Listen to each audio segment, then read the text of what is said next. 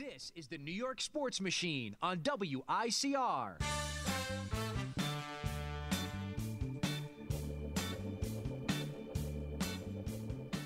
What's going on, everyone? Antonio Copel alongside Tom Meehan here with you on this Friday at Iona College. And Tom, we're going to break down some sports for everyone. We're going to be here on a weekly basis. This is our first show, so bear with us as we work through the kinks. Absolutely. And we get through this first show. Tom, we're going to start off with some baseball because the Yankees and the Mets, they're vying for the playoffs right now.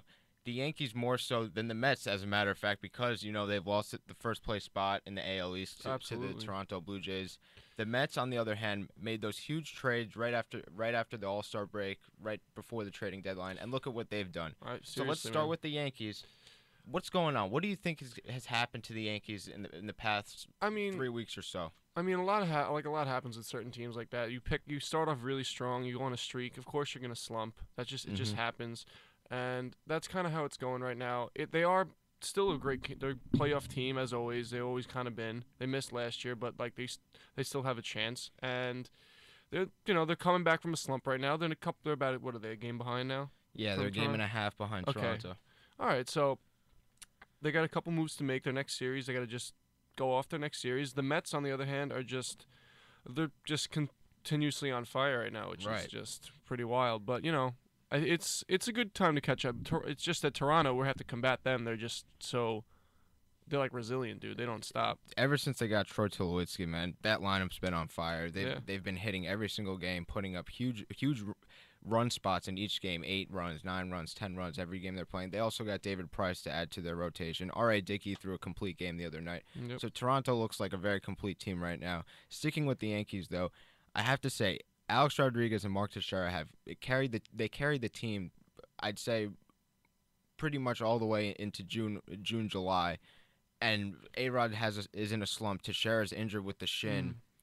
They actually just put him on the DL today, so we're gonna have to see Teixeira. Can I just say though, for A-Rod, I mean, who expect, like, with all the backlash he gets and everything like that, how when all the just him not being an honest dude, like coming back and doing what he did, like home runs he set and the records he's setting now, like, I mean, regardless, if he didn't mess up, if he didn't do what he did, he probably would have even put up more numbers instead of missing a whole season. But I mean, it's just like no one really expected him to be like this. Right, and that's I didn't know another question. Now I have to ask you a question: do you think A-Rod can be the comeback player of the year, or given his history, do you think that he's not even in contention for that spot because no one will vote for him because of he's not technically comeback player of the year? He's set out because of steroids, not really because of injury. What do you think about that? Well, I mean, A-Rod's definitely a good team player. I mean, a lot of people, I feel like, would disagree with that. But he also, not even, and to put another word too, like he definitely plays for himself. He wants to at least prove himself for his own good. A lot of, how all the backlash he got, he doesn't think, people think he's not good enough, he's cheating, whatever it is.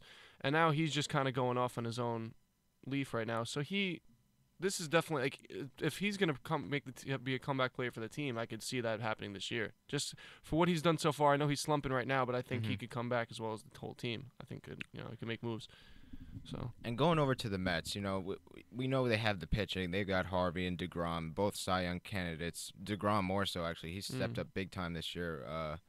Harvey's on the innings limit, which is scary because the Mets are already starting to sit him out of starts, trying to save him for the postseason. No one thought the Mets would be in the postseason this year, but it's crazy to even think that. It's good for baseball. It's good for New York baseball to have two teams in contention this late in the season.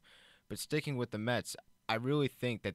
I mean, this is my personal opinion. I've always been a Yankee fan, but I've never shied away from watching the Mets, kind of rooting for them because there's no reason for me to hate them. I hate the Red Sox. I can't hate the Mets. I feel the same way, dude. The Red Sox. I mean, I've been raised to hate the Red Sox. Right. The Mets are just the other New York team. If the Yankees were to lose in the postseason, it is what it is. I'm not, of course, I'm not happy about it, but.